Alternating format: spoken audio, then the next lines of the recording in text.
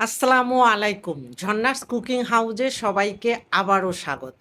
আজকে আপনাদের সাথে খুবই মজার এবং সহজ করে গোলা কাবাবের রেসিপি শেয়ার করব। ভিডিওটি ভালো লাগলে লাইক, শেয়ার, কমেন্ট এবং সাবস্ক্রাইব করে নিয়মিত আমার চ্যানেলের সাথেই থাকবেন। কাবাব তৈরি করার জন্য এখানে ৩০০ গ্রাম বোনলেস চিকেন নিয়ে ছোট ছোট পিসেস করে কেটে নিয়েছি। আমি চপারে কিমা করে নিব। আপনারা চাইলে বাজার থেকে কেনা কিমাও এখানে ব্যবহার করতে পারেন। এবার কিমার মধ্যে একে একে করে দিব ধনিয়া পাতা কুচি 1/4 কাপ, কাঁচামরিচ কুচি 3টি বা স্বাদ মতো দিয়ে নিতে পারেন, আদা বাটা হাফ চা চামচ, রসুন বাটা হাফ চা চামচ, ভাজা জিরার গুঁড়া 1/4 চা চামচ, ধনিয়া গুঁড়া 1/4 চা চামচ, গরম মশলার গুঁড়া 1/4 চা চামচ, চিলি ফ্লেক্স 1 চা চামচ বা স্বাদ মতো, লবণ হাফ চা চামচ বা স্বাদ মতো, পেঁয়াজ বেরেস্তা হাফ কাপ দিয়ে এবার চপারের মেশিন অন করে দিয়ে 1.5 থেকে 2 মিনিটের মতো চিকেনের সাথে সব কিছু ভালো মতো মিক্সড করে নিতে হবে।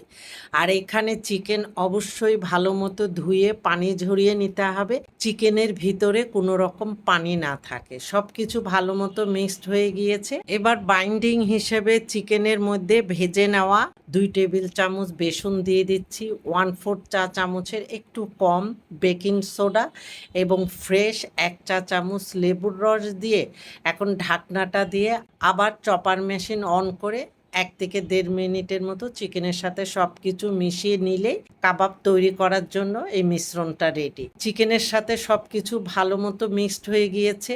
এখন এই কাবাবের মিশ্রণ আমি একটি পাত্রে ঢেলে নিয়ে এখানে 1 চা চামচ বাটার বা ঘি দিয়ে চিকেনের মিশ্রণের সাথে বাটার খুব ভালো মতো মিশিয়ে নিতে হবে।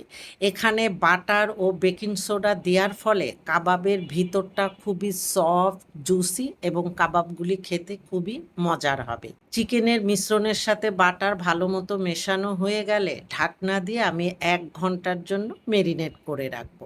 1 ঘন্টা পরে আমি ঢাকনাটা তুলে এই চিকেনের মিশ্রণটাকে হাত দিয়ে আবারও 2 থেকে 3 মিনিটের মতো ভালো মতো মেখে নিয়ে এখান থেকে পরিমাণ মতো মিশ্রণ নিয়ে প্রথমে লম্বা করে একটা শেপ দিয়ে এইরকম একটা স্ট্রো নিয়ে আমি গোলা কাবাবে শেপ দিয়ে নেব। আপনার কাছে যদি স্ট্রো না থাকে সেই ক্ষেত্রে পেন, পেন্সিল অথবা 3টি শাসলিকের কাঠি একসাথে করেও এই গোলা কাবাবে শেপ দিয়ে নিতে পারেন। খুবই সহজ। আর এখানে সাইজটা আপনাদের পছন্দ মতো ছোট বড় করে নিতে পারেন। আমার প্রথম একটি কাবাব তৈরি করা হয়ে গিয়েছে। এইভাবে আমি সবগুলি কাবাব তৈরি করে নিয়েছি।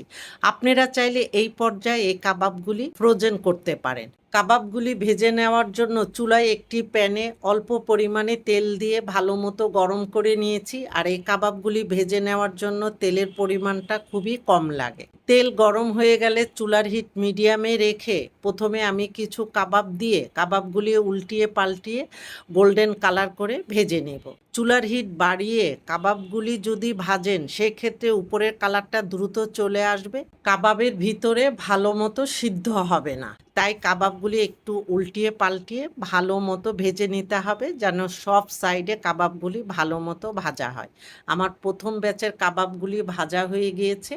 আমি ক্লোজ থেকে একটু দেখিয়ে দিচ্ছি যে কাবাবের কালারটা কত নাইস হয়েছে। এইভাবে পরের ব্যাচের কাবাবগুলি ভেজে বিকালে স্ন্যাক্স হিসাবে সসের সাথে পরিবেশন করব।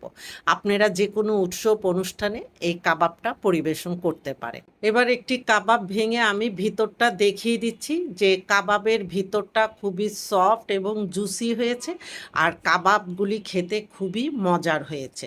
এতক্ষণ আমার সাথে থাকার জন্য আপনাদের অনেক অনেক ধন্যবাদ। আপনারা ভালো থাকবেন, আমাদের জন্য দোয়া করবেন। আল্লাহ হাফেজ।